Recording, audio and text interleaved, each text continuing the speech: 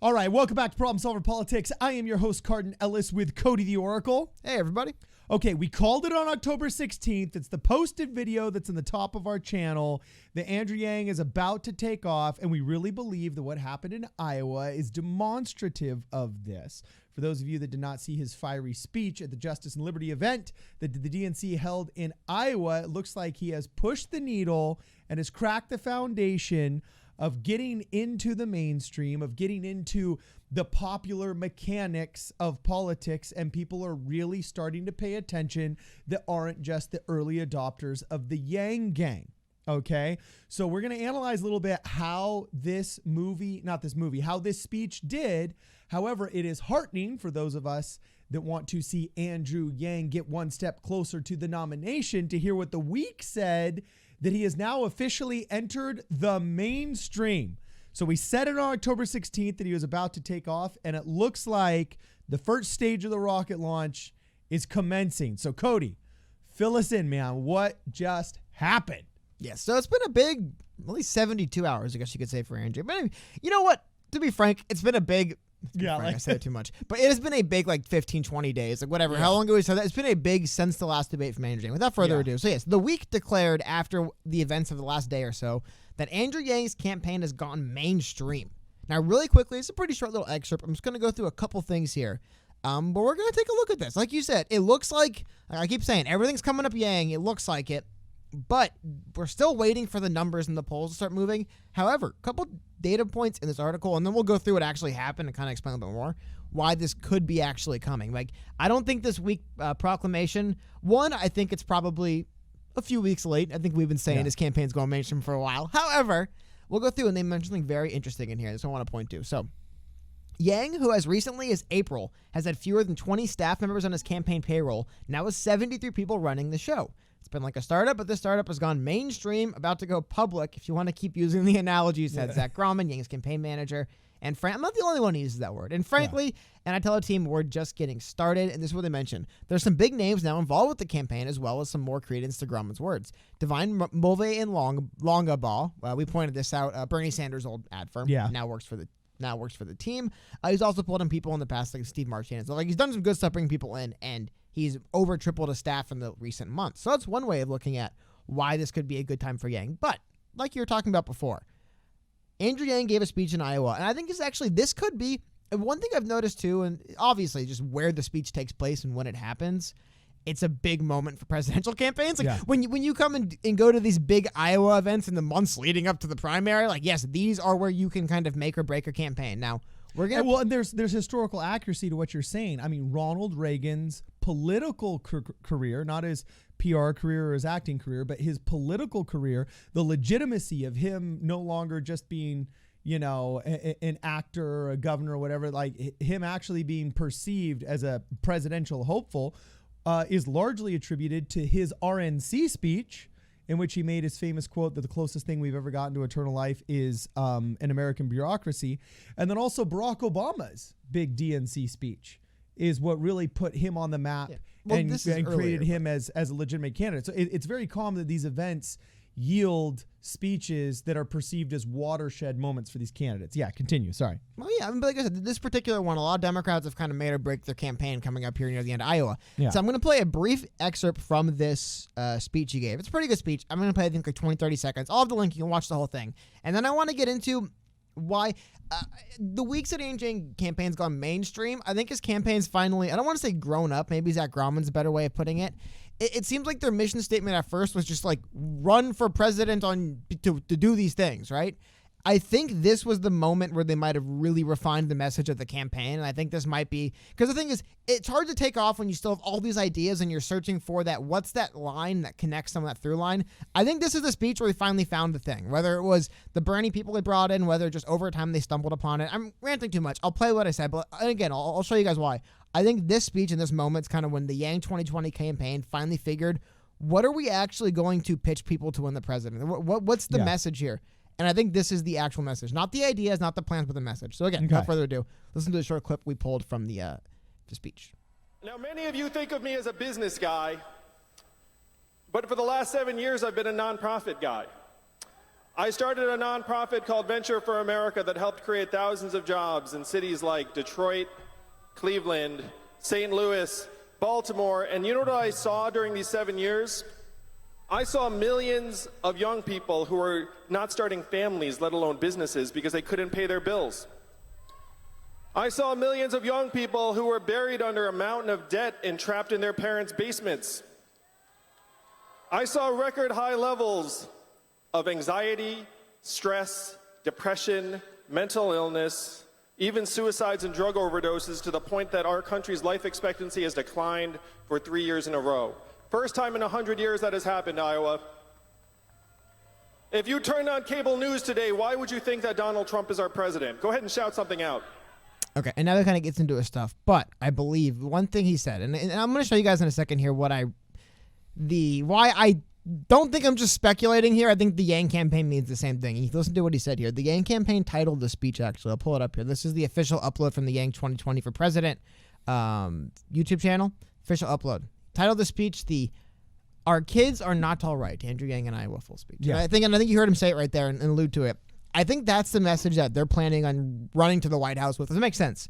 It's what Trump ran on, essentially. This notion that, like, look, the future we are leaving behind for our generation and generations to follow could be grim if we don't work together to solve it. That's a message you can win a right. Just saying, I want to get UBI passed because automation. Automation? What about automation? Jobs? So what? We'll just get rid of jobs? But when you phrase it as, look, the future coming up, we have issues in multiple different parts of society. I have plans to address those, and our kids are not all right, suicide, drug overdose. Well, as you mentioned, I think that's a message, man. You can win a White House on that message. Well, I think it's interesting. I like that he also made who are our children a very broad spectrum. He wasn't just talking about infants. Like the first thought I have when I hear the word children is actually small children, elementary school age children.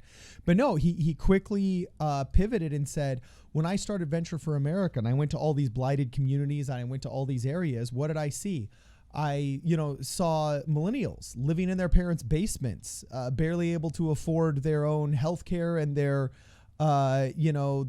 student loans with no hope of purchasing their own house and moving out. I saw a lot of anxiety. I saw a lot of depression. And, he pointed to more than just like children, but all of our children and even up into people my age that just have had this failure to launch because in my opinion, it has to do with hyperregulation. I'd like to see Andrew Yang address hyperregulation more, but at the end of the day, it's these kind of speeches and statements resonate with people and make it so they view his candidacy as authentic and they believe him when he's a humanity first candidate and he says so. All the others have really great slogans too.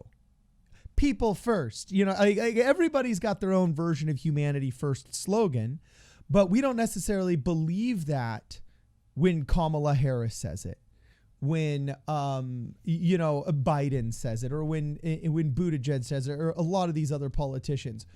There's an authenticity that is absolutely unique to Andrew Yang's candidacy that makes it so people believe him. And it's because of his ability to articulate this angst, this frustration, this failure to launch that he saw firsthand while starting Venture in America. It comes across as more authentic, and the largest voting bloc in America, now the millennials, that's one of the number one things they seek for in candidates is authenticity. But yeah, I mean, again, like I think his platforms had always lent to this anyway. They just messaging wasn't along with it because if he gets pinned as the UBI and the automation guy, it's not necessarily the greatest pitch. Vote for me because automation bad and UBI good. It's like, what if I just say I disagree? However, if you can go to people and say, hey, if you are, as you said, worried about the future of not only our generation, but generations to follow, if you're worried about their future and what could happen, I have a plan for that. That is a message you could actually maybe win on. But it's just our takeaway. It's our opinion. I want to get a little bit now. Unfortunately, no, we'll get to this next. First thing I want to do is get into the actual reactions. What happened, right? Now, I think you guys saw a little bit of it before. I love this. When he first comes on, listen, this is from the speech itself. When he first comes on stage, you can see the Yang Gang with these, I believe those are lights in the shape of a Y. Oh, yeah. No, actually, they're individual sticks. I noticed that. I paid attention to it. Yeah. They're individual glow sticks that if you hold them with your fist and let one come out from between your pointer and your ring, and one come out from your ring makes a Y, and your middle finger, and then one come out in the bottom, and you kind of hold them like this in a wedge. It makes a Y, which I thought was super cool. And by the way, you brought up a great quote. I don't want to steal your thunder about the CNN article, but where they said Andrew Yang is, used to say he wasn't a politician, but now he kind of is, because I got to tell you, his entrance, can you play his entrance by chance onto the stage? I mean, this guy, all right, is, I saw, he reminds me of a bumper sticker that I saw in 2008 that said, Barack Obama is not a politician, he's a rock star. And that was actually an official John McCain bumper sticker. And I was like, yeah, that rock star just won your election. You know what I'm saying? Because people kind of want a rock star, all right? And Andrew Yang is coming out on these stages now like a freaking rock star. He's all like, yeah, give it to me, people. Give it to me, people. I mean, he's doing things that I'm not seeing Biden do. You know, I'm not seeing Tom Steyer do this. I'm not seeing Buttigieg do this. I do wonder where he got such a good because it's not easy even for career politicians to go out there and just own the stage like that. It is really fascinating. I mean, again, dude, he's working it. Like, what wrestler is he totally is? Come on, this is how wrestlers come out onto the stage. Right, pretty Cody? Pretty much. I mean, you like my WWE wrestling? No, I do like the note, actually, when he was in Los Angeles, they had little fake pyro come up. So, yeah, I mean, like, he doesn't quite have the full Bill Goldberg, where he's obscured in the shadow of all the, not even the shadow, just the glitter obscures him. But but he's working it. No, it is. I mean, like I said, this pose right here. I mean, body language experts would tell you, right? Palms towards the crowd, open. He's a very powerful stance he's giving. But seriously, it's not easy for even people that are like career musicians necessarily to walk out on a stage and own it, especially a stage that isn't necessarily. Because again, getting back to reaction, you'll notice when he motions up, and you'll notice the Yang Gang mostly was up higher in the audience, right? Yeah. But I want to highlight this at the very end of his speech when he's walking off the stage, when he finally finished giving his speech. Look who it is giving him the standing ovation. It's not the people in the stands. It's the people on the ground level in the lower bowl. It's the people that weren't the Yang supporters originally. Well, yeah, and he also did say in multiple parts of his speech, hey, somebody that's not Yang Gang, yell me the answer. And you had mentioned, we haven't been able to confirm this, okay? So this is hearsay. But we've read multiple, tweets and things like that where people have said apparently he wasn't able to buy more tickets. Well, I mean, he was the third loudest candidate. Yeah. Well, but if you were able to buy more, he'd, have crushed it. I was going to get into that next. Yeah. So I'll just kind of show you what we're talking about exactly, so it makes a little bit more sense. So now, 100%. I want to be 100% transparent here. Exactly. I'm citing this from Eric Sanchez, who works as the I believe campaign manager the press secretary to Andrew Yang. I do not know exactly what this data is sourced to. It's sourced to Andrew Yang press secretary at the moment. However, still, until proven otherwise, I'll believe him. He posted and said, despite being seated in the nosebleed section, the Yang Gang was the third loudest supporter group at the event last night per the decibel count.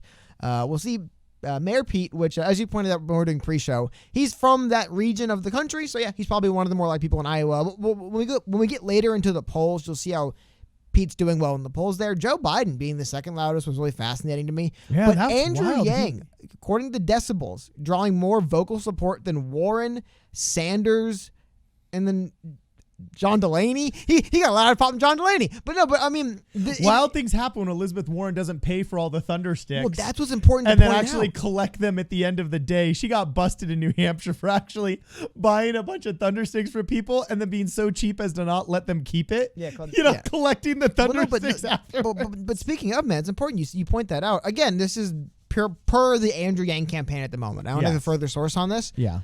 Assuming this data is correct, and again, decibel levels is not, you don't win a White House on decibel levels, but it can't be concerning that Joe Biden is getting noticeably louder support in a key state than Warren is. Warren's getting the last laugh in the polls. She's winning them, but still, it's not the greatest thing ever. Again, but this doesn't prove or show anything. Well, I just Joe wanted to Biden's highlight that Andrew Yang did get a vocal applaud support. He was up there with the front runner for the nation, I believe, at the moment, still Biden, and Mayor Pete, who is the regional front runner. Because Warren and Sanders, they still mostly not dominate, but they're still more kind of, New Hampshire is going to be their home field. This is kind of home field for Mayor Pete. And then I guess also it's kind of home field for Biden, mostly just because it's like the middle of the country. It's like Biden, he's the more moderate one. We like him better. Like that seems to be the stance. But I don't want to get too hung up on this. This isn't that big a deal. I just thought it was interesting that Yang was getting a lot of support despite being seated so far up. However, there's a couple things before we move on too far I do want to highlight here and show. So hit it.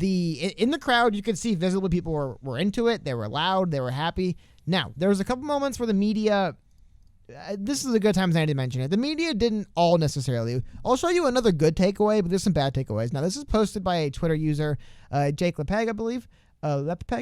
Anyway, this is a little, I believe what I'm seeing here, I want to be 100% correct, is basically a little promo package put together. I don't know if it was by the DNC or just whoever necessarily was the actual team producing the event. However, here's a little promo package showing the candidates running in 2020. I'm not going to play any sound, but you'll see it in the background. And you'll just notice one large absence as it runs, and that is they don't reference Andrew Yang on this directly at any indirect way. If you see Cory Booker gets a shout out Cory Booker, by the way. Yeah. Is that Warren? Shout out Warren. Beto. Shout out Beto. Dropped out of the election, by the way, before. And hold on, but that's the one thing I want to highlight. We got some Biden showing up, but keep in mind what you're seeing on this. And then I believe this is back just basically a few seconds of it. They keep running through. It's just a hype promo package for the event. And a lot of people I saw were upset that they had nothing on there talking about Yang-a-Palooza. I can see leaving Andrew Yang off being upsetting. I just want to be a little bit fair to whoever made the video. You'll notice how Beto O'Rourke was on there. Beto dropped out the same day Yang-a-Palooza happened. Yeah. This video was just made before those things happened, so they don't have any footage. There's of lag it. time. Yeah. No, it's no reason to omit Andrew Yang from entirely. Because you know who didn't omit Andrew Yang talking about 2020 candidates? Who? Talking about Andrew Yang going mainstream. I have an article here from Pitchfork, one of the mainstream music blogs. Mostly independent alternative music. Here it is. Here's what happened during River Cuomo's set at the Andrew Yang rally in Iowa.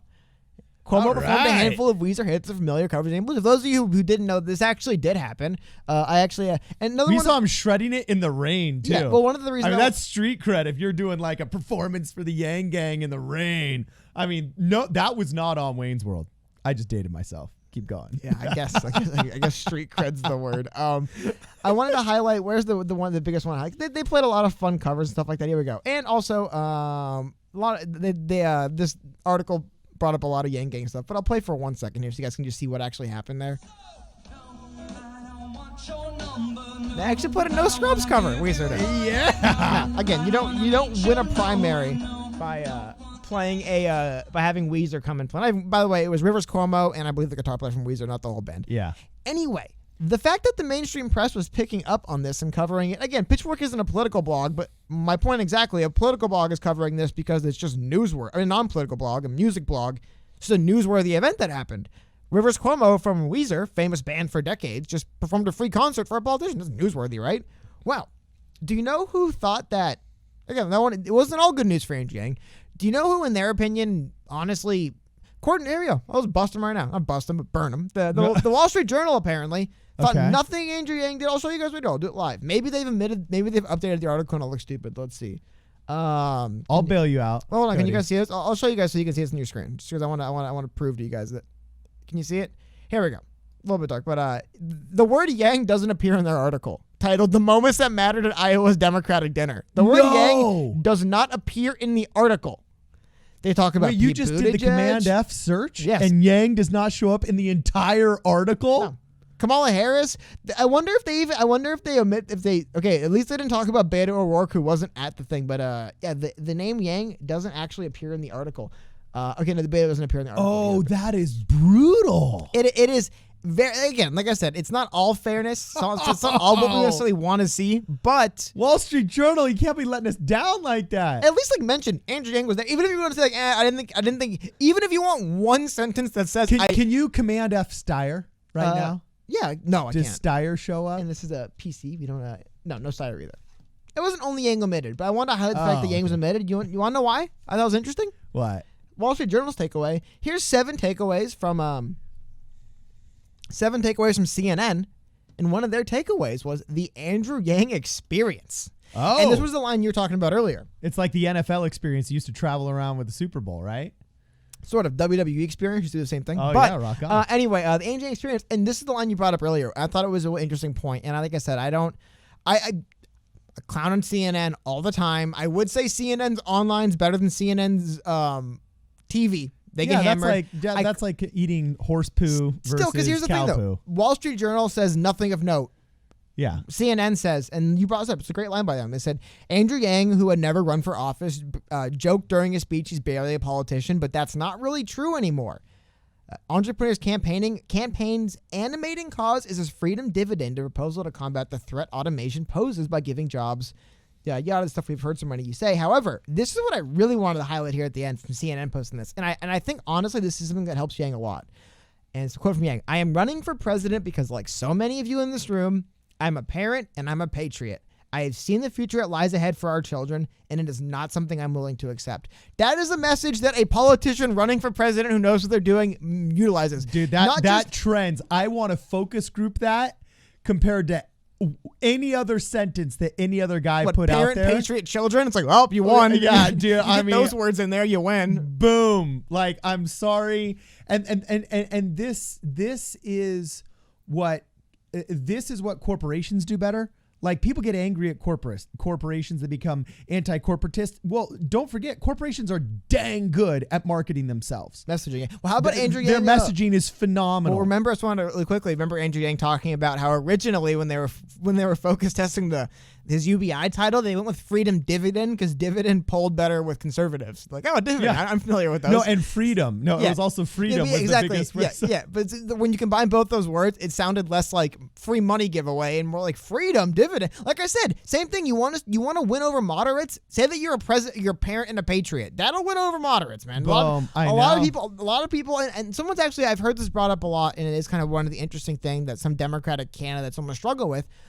You know, I'm not going to get into arguing for or against why it's good or bad, but there are people, more so Democrat than Republican, who don't love America necessarily. I'm not going to get into if it's good or bad, but just seriously, you would ask them and say, I don't love this country don't love that. No, they hate it. I'm not even going to get into what they actually, but I'm just saying, and I think it is interesting for Democrats. Sometimes they have to wonder with their messaging more, how patriotic can I be? I think it's really clear Jake said it. Doesn't mean a whole lot. No, I think we're talking about a small voter base, but I'm just saying that does exist, and it is a way you can separate. It's also traditional patriotism. It's refreshing to hear, like, somebody not say, oh, I'm a patriot by taking a knee at the Super Bowl, or these controversial things. Or I'm a patriot by just blindly swearing allegiance. You know what I mean? There's a middle ground between, like, when America does good things, it's good, and when America does bad things, it's bad, and maybe we should channel our energy to more good things, which is the Andrew Yang model, I would say. Yeah, so corporations are phenomenal at messaging, and also, to be honest with you, part of the reason why Republicans struggle is because, your traditional Republican candidates are not that great at marketing themselves. The biggest weakness that Republicans have is they're horrible marketers.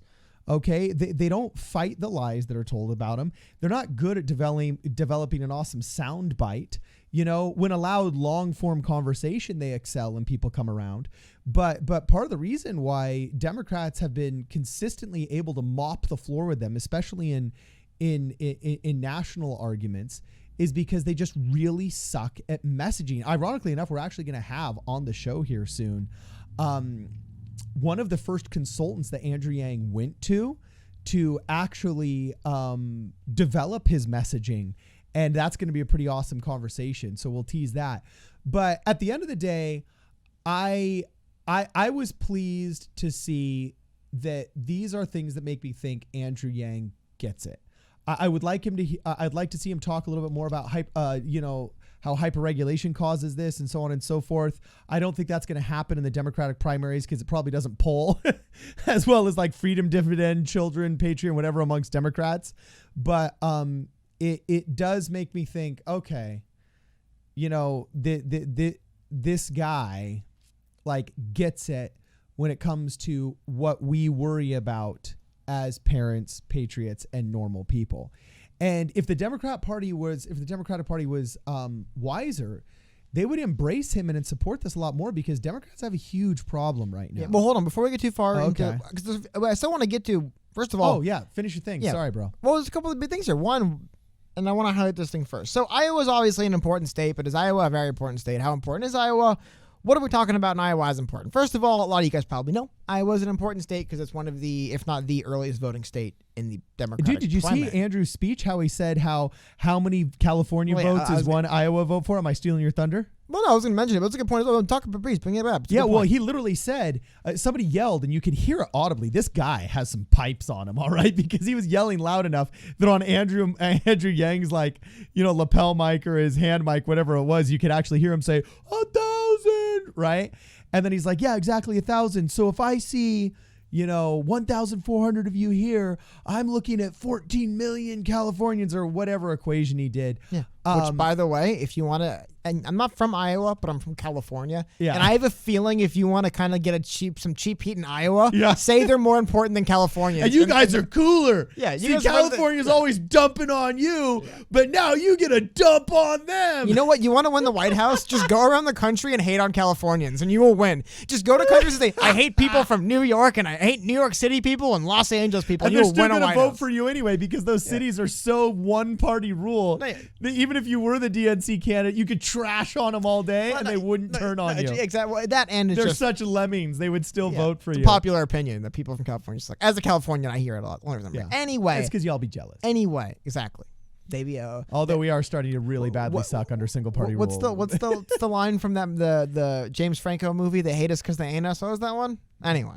Oh, you mean the interview? Yeah. I know it was an Or off by the Pineapple way. Express. No, it was the interview. Anyway, I'm not going to get A lost on side this. note, James Franco's Please, a really no cool more. guy and very nice with all of his fans. I've had personal interactions with him. He was very kind. Okay. Keep going. I've never met James Franco. Can I give the same endorsement? Anyway, this is from a website I'm going to highlight here. There's something really interesting. So we showed you guys the Weezer concert, just what people are giving up their free time and energy to help Yang in Iowa. It's a crucial state. Why it's so crucial. This is from yangweek.org. This is more or less exactly kind of how it works. So they say why Iowa matters. Here's how it works. To remain in the race, I believe they mean in the Iowa primary. I don't believe they are referring to the primary as a whole in Iowa. Yeah. A candidate must meet the 15% viability threshold in Iowa. All candidates below this threshold within a given district are designated non-viable, and then you're required to put your support behind a viable candidate. That's how it works in Iowa. So Yeah, it's pretty brutal. you have to be at 15% in Iowa. Now, we'll show you guys how close Andrew Yang is to that and why it's so important to do this stuff. Now, one last thing is, what is Yang Week? I'm going to give a shout out to Yang Week. It's a really cool event they're doing. Yang Week is how we get Andrew Yang elected. From January 5th to 11th of 2020, they're going to flood Iowa with Yangsters from across America. Basically, just absolutely hit the streets, canvass the area like crazy, because 15% has to be where Yang is to realistically take Iowa. And if you don't show strong, like, you could lose Iowa at 15% to someone who gets 25, but you get 17, lose someone 26, strong showing. People will say, hey, Yeah.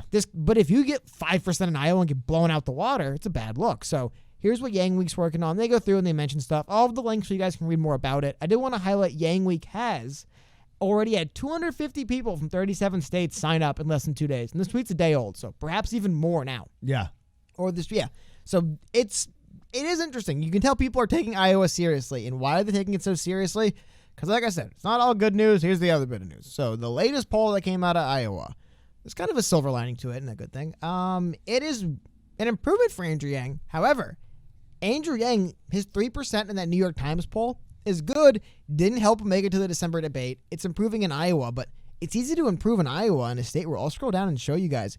If it wasn't for this one outlier 5% hit in Emerson, Yeah. he'd be polling at basically 1.5%, maybe 2% barely. Yeah. And you can see he already is barely at 2% with that outlier 5 and a 3. Iowa's been a state Andrew Yang has been struggling in mightily. We also have While we're here, I got to dunk on Kamala Harris. You want to go back and see when Kamala Harris was polling consistently in the double digits, and Wait, now is she's she the polling top tier candidate? Yeah, top tier. Oh, well, yeah. this was when she was a quote unquote top tier candidate, and she is. I'm sorry. Whenever I can dunk on Harris, I'll do it. You can put people in jail for crap. This is what happens. You're polling good. People find out. Oh, you put someone in jail for crap always for like years and bragged about it, and now she's polling where Andrew Yang is. Here's the problem. Andrew Yang needs to be polling not where Kamala Harris is. Andrew Yang needs to be polling above Kamala Harris, especially in a state dominated by Elizabeth Warren. I mean, she has a 6-point lead in the state, which is pretty big for someone who's not leading nationally. Pete Buttigieg is well overperforming, because as you've noted, it's kind of close to where he's from. But all of this stuff coming together, like I said, everything's coming up Yang. Well, it has to, because this is not going to be how you win. Yeah. Getting hammered at 2% in Iowa right when the primary season starts, it looks bad for you. Now, the Yang gang is doing everything they can to turn this around. I mean, Rivers Cuomo, I think, noticed this, and he flew out to Iowa, stood in the rain before. And again, I'm sure, it's not, you would prefer to make money doing this stuff, but when you're a famous rock band, it's probably fun to fly in front of a bunch of Yang people. If you're a performer, it's in your blood. And like I said, I'll show you guys again. They were playing covers. They were like, he was literally just like, hey, you guys know Everyone Wants to Rule the World by Tears for Fears. I'm just gonna play that song now. How about Take on Me by Aha? Ever heard that one? I'm just gonna play that song now. So they were having fun, but it is going to take more stuff. I don't want to say more stuff exactly like this. And Andrew Yang did come out to the song Say It Ain't So at the end. It was really cool, but I don't want to call them stunts, but what really it's going to take for Andrew Yang to stand a chance in Iowa is what the week said. Andrew Yang needs to go mainstream. And these last few days, with that speech, if he does solidify his message, and his messaging is solidified, I'm a parent concerned about the future of this country for my children. That is a message you can win a White House on a lot better than robot bad. No offense to what his previous messaging seemed to be, but it was easy to conflate it with robot bad, UBI good. Now he's saying future bad, let's fix. And that's a better message to give to people. People will say future bad, let's fix good, more so than they will say robot bad, I don't know. It also makes me wonder, was this a conscious decision, or is it just kind of his general wordsmithy, his kind of general... Did it just kind of happen? Yeah, did it happen organically? Yeah. Because I agree with you. I think he's got a very unique take on things with the automation, Fourth Industrial Revolution, UBI candidacy, and flagship proposal. But now putting that into the traditional mold that I think resonates on a deeper level with people, I think is much more powerful and does show he's mainstream, because now he's dealing with older demographics, fathers with children, mothers with kids in the home, grandparents concerned about their legacy and their grandchildren. I think the UBI... demos he struggles in, right? You'll notice the demographics he struggles in, yeah.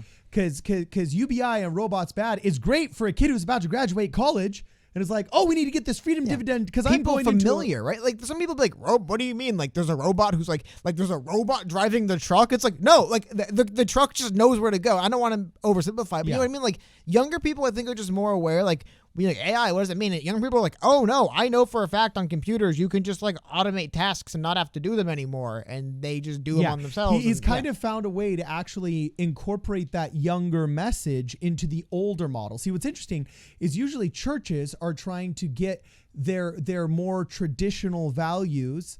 Not just churches, but other institutions are trying to get their more traditional ancient values instilled into the younger model in order to pass them along.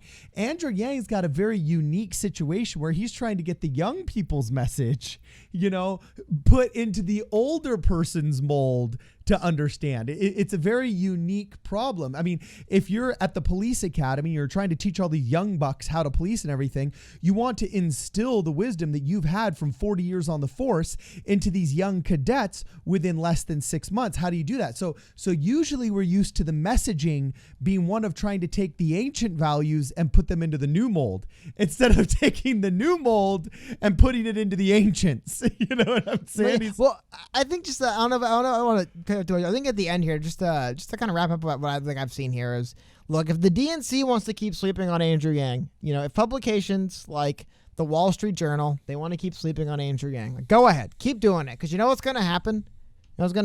I think what we're seeing here is I know Andrew Yang hasn't had the numbers yet in the state, but he's done everything. Like there really isn't much more Andrew Yang can hope to do in Iowa. And I think everything's coming up Yang. And again, just to get back to how we started this article or this video with this weak proclamation that Andrew Yang's campaign has gone mainstream. I think it needs to, and I don't know, man. I think perhaps it is. I think, and as you said, that messaging, the kids aren't all right. Well, guess what? The kids will get behind that, and the parents, and then you got basically everyone. So I don't know, man. I think and then just a little aside, I respect it. I love seeing it. Bold move, running, not always, but in the modern kind of climate of the Democratic Party, running as a proud capitalist patriot. Bold move, man. Those aren't necessarily like the marketing terms that work. How pathetic. Bold move. Like, how pathetic is the DNC? I'm sorry. This may not be popular with a lot of people. Good thing it's happening at the end of the video. But what does that say about an American political party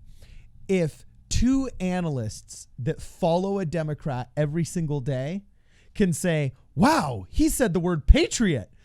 I think that's not popular in that party over there. It's simpler than that. I think you're overthinking it. It's just how pathetic that there's a party where words like patriot don't pull well. I guess. Wow. But you know what's funny? You know what's What? funny? What? Because it's just the way things are today. Necessarily speaking, the word progressive isn't a bad word. It's like, okay, why don't we? Yeah, they okay. commandeered a good word and turned it into Okay, so something guess bad. what? That's people say about both things. I'm just saying. I think progressive insurance I'm now just is a saying, branding issue. I do like seeing somebody go to a party, Republican or Democrat, and just kind of implementing some. It helps bring down these barriers of like, what? What do you mean? Because the thing is, at the end of the day, most people are pretty much okay with these things. I like seeing it. I mean bold as in it is really cool seeing him going out there and just saying what a lot of other people are already thinking and just maybe aren't hearing as much. That's all I want to say. Because it's not like no party gets to own patriotism, unfortunately. It's like that if you're an American running to represent but one gets on to some reject level. it and eschew it like the plague, so much so that it now is almost principally owned by the other. Yeah, No, you're no, right. I would No, there's no monopoly on wouldn't say patriotism. Anybody can be patriotic every day, but chances are that if you're willing to use the word in public, chances are you're a Republican, not Democrat. Yeah, but you Chances could are. you could also say that that's just more of a political climate thing than it is a meaning of the word thing. Okay, fine. Yeah, we can say that. Cody is infinitesimally more forgiving on this subject than I am. And you know what someone told me when I was a little kid once and stuck What? with me the rest of my life? Don't eat yellow snow. No, someone said I should treat others the way I like to be treated. And I was like, wow, maybe if I'm fair to other people, I could expect some level of fairness. But then I get out in the world, interact with others, and realize, no, fairness is not what others risk. No one wants fairness. Who wants fairness? Who wants someone to give them the benefit of the doubt? Because the way people act, I would say nobody. I don't know. Okay, I'll tell you right now. I digress. In all fairness, I guarantee you, and I want somebody to fact check me on this. I guarantee you that there's probably been some kind of scientific study done already, whether they're tracking the use of the word in publications from that side of the aisle, the speeches, the stump speeches, or the talks given by the candidates or whatever. I guarantee you there's one party that's willing to use the word a whole lot more. Anyway. But again, that's actually meaningless, and the reason behind is what matters, and it's a moot point to argue. Is my stance. Warm fuzzies. Moot All right. point to argue. Let us know what you guys think, because at the end of the day, your opinion is the one that matters. Please comment below. Let us know also if you think this moved the needle. We had some voicemails recently, interestingly enough, where people were asking, like, is Yangapalooza even going to be that effective? Or is it just going to be like basically a Yang party where we're spinning our wheels? So let us know what you guys think when you put your ears to the railroad tracks, what you guys hear. Do you think this helped out a lot? Do you think this is a watershed moment? So on and so forth. If you haven't had a chance to like, please like. If you haven't had a chance to subscribe yet, please subscribe.